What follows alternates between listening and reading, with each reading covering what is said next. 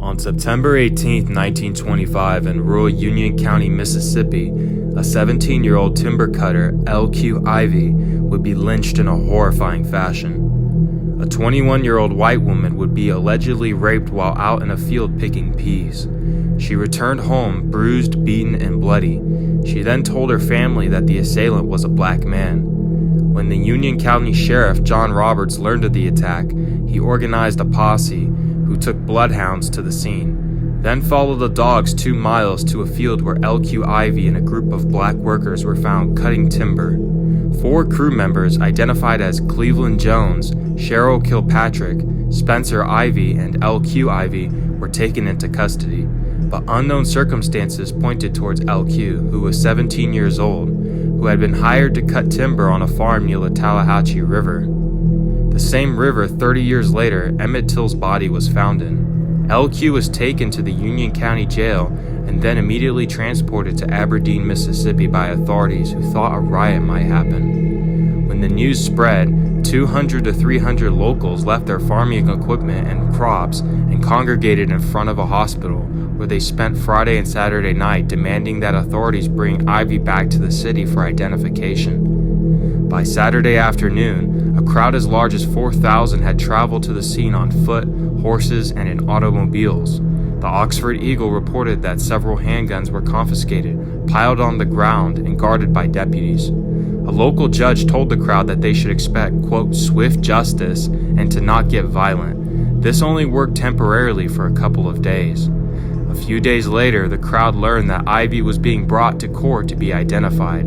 The crowd all returned back. Then the crowd learned that Ivy was secretly brought to a hospital for unknown reasons, possibly due to a beating. This infuriated the crowd. They reportedly, quote, destroyed everything in their path in front of the hospital. Later, Ivy was put in a police lineup, as well as 3 other black timber workers. The 21-year-old woman then pointed out L.Q as the man who allegedly assaulted her. However, when asked if she would say under oath in court that it was L.Q, she said, quote, she thought.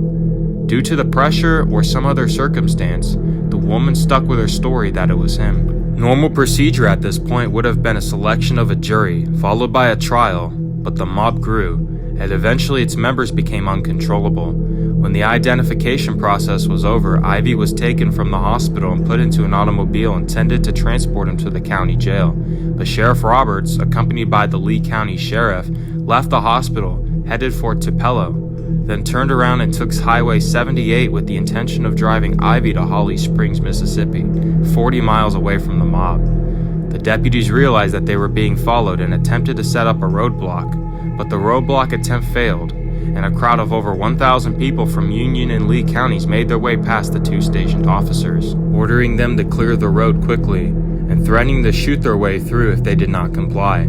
Several weapons were drawn, but none were fired, and the deputies opened the road.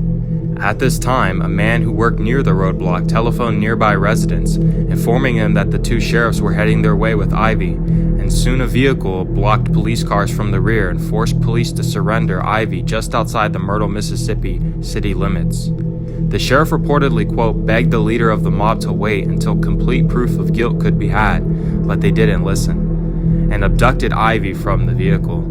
The mob chained Ivy to the back of a flatbed truck and drove him through the back roads in an isolated barn. Other reports claim that Ivy was also later chained by his hands to the truck and forced to run at the same speed as the truck, or else he would be dragged by the truck. Once at the barn, he would be tortured and allegedly confessed to the crime. But considering the brutality of the torture, a confession is usually just given so the suffering would stop. The mob tore off much of his hair from his body, and that is what made Ivy confess. But the suffering would only be starting. Ivy's genitals were put in a lemon squeezer and smashed. The horrifying screams filled up the barn. The mob also abducted another black man, Will Talley, to witness the lynching in order to send a message to other black people of the area. The crowd chained Ivy to a stake and piled wood around him, then doused the wood in kerosene and gasoline and lit the wood on fire. As the fire crept slowly to Ivy, one woman tried to throw water on the blaze and begged the mob to stop. The woman was then held back by the mob. As Ivy slowly burned to death, his last words were reportedly, quote, I didn't do it, have mercy. It took nearly 10 minutes for the fire to finish, and some tried to prolong the fire by adding more wood. One man who was in the crowd was a news reporter who also took several photographs and described the awful odor of the burning flesh emitting from the stake. It was a smell he would remember for the rest of his life. After the lynching was over, many in the crowd discussed what was for dinner, as if nothing had even happened. Hours later, Ivy's family later gathered his ashes and buried him at the Baker's Chapel Baptist Church Cemetery. Not surprising, none of the people involved in this hideous crime were ever brought up to face charges. A journalist who gathered the names of many of the people involved found that many of the killers died younger than average, and one member had his own son murdered. Between 1900 and 1940, at least 15 African Americans died in public burnings in Mississippi. L.Q Ivy is just one of the many tragic stories that have mostly been unknown throughout the years.